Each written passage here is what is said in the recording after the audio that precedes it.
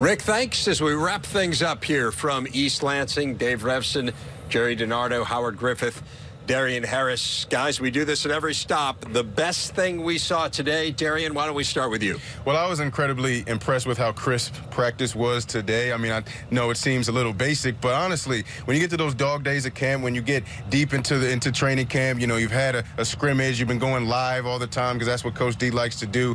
You want to see how practice is going to be when everybody's tired, when everybody's dragging along, when everybody doesn't necessarily want to be out here in the hot sun. And I thought that practice was incredibly crisp today. I thought everybody was running to the drills, getting to where they were supposed to be. Everybody was working. There wasn't a lot of playing around and fooling around on the sideline. Everybody was locked in. There was a lot of attention to detail, and that's going to be incredibly important leading into the season. Well, for me, it's Connor Hayward, and just his ability and his versatility to really move all over the field on the offensive side. You can line him up at tailback. He does a great job there. He's going to be able to pick up the blitz. That's always going to be important in this offense. Running the ball, catching the ball, lining up outside, and he's just a total package and just gets the job done. So it's going to be fun to watch him continue to develop this year.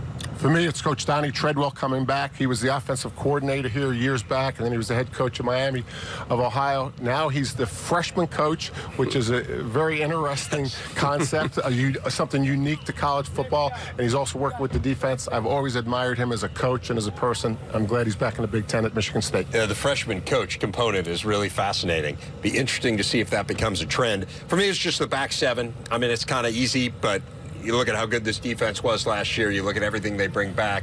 That group in particular, it just seems like everyone can run. They're really athletic. They have a lot of guys they can rotate through. Very impressed with that group. Well, that'll do it for our journey to East Lansing. The tour, of course, continues. We are heading west next as we send it back to Rick in Chicago.